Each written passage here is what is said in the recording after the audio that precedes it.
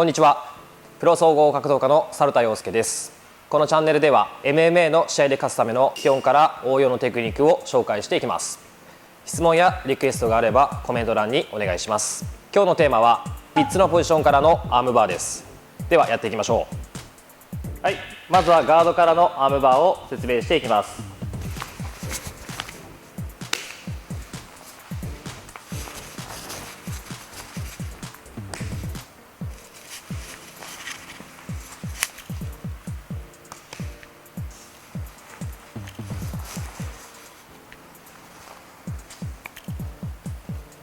ポイントは3つあります。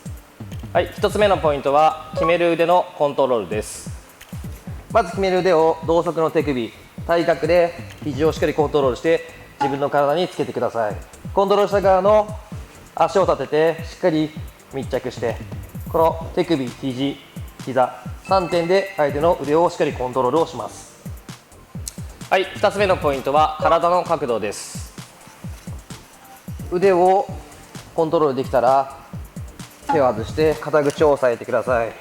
体を今度は横に移動させて、こっちの足は脇の下に持ってきて上から下に押さえます。両足で相手をしっかり挟んでコントロールをしてください。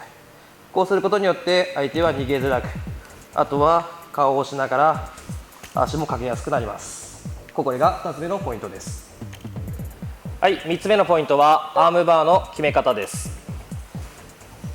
腕をコントロールして角度を変えてアームバーの形ができたならば、膝をしっかり締めて視点を定めます。相手の手の向きは親指が上向きになるようにして、先端を持ってもらって腰を上げながら腕を引いてください。こうすることによって肘が決まります。サイドポジションからのアームバーを説明していきます。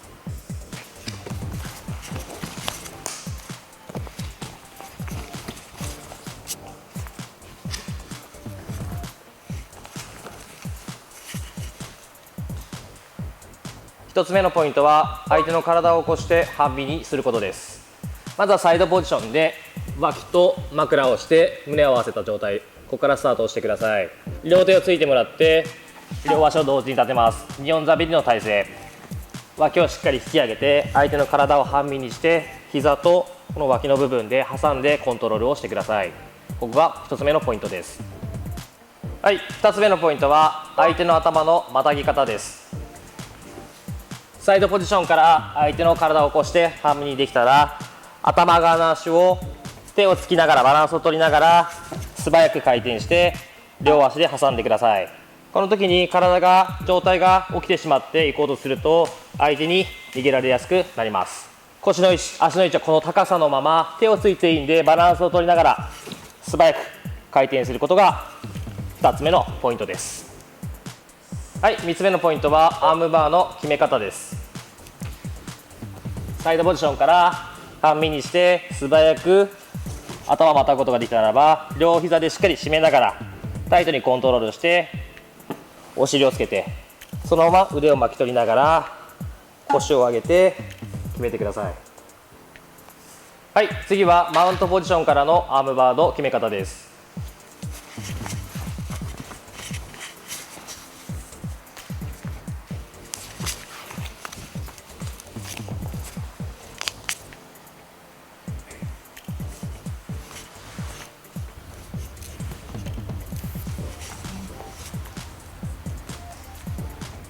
1つ目のポイントは腕のコントロールです。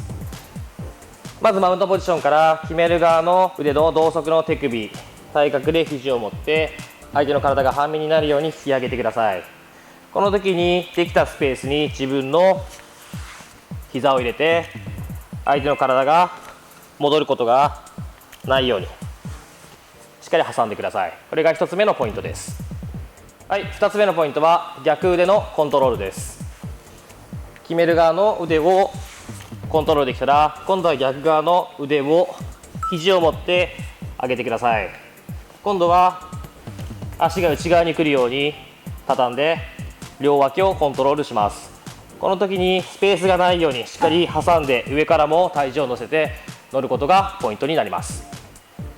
はい、3つ目のポイントはアームバーの決め方です。決める腕のコントロール、逆腕のコントロールができたら、乗っかった状態で頭に足をかけてください。腕を巻き取りながらお尻をつけて腰を上げながら決めていきます。先にお尻をつけてから足をかけようとすると相手に起き上がられてディフェンスされてしまいます。この時に手を離してもいいんで、必ず体重を手にかけながら必ず乗っかった状態で足をかける。お尻をつけて決めにいく。ここが3つ目のポイントです。はい、では最後にもう一度3つのアームバーを確認していきましょう。まずはガードポジションから同側の手首、肘、膝を使ってコントロールをします。手首側の手を外して肩口を押さえながら体を反転させながら頭にかけて膝をしっかり締めながら先端を持って親指が上向きです。腰を上げながら決めてください。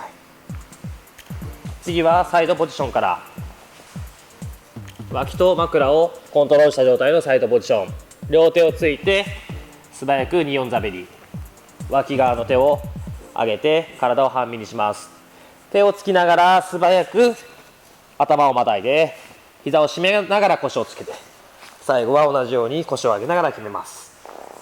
3つ目はマウントポジションから決める腕の手首と肘を持って半身にさせて膝を入れてコントロール、逆側の肘を上げる、相手の腕が万歳した状態にして足を内側にしてしっかり乗ってコントロールします。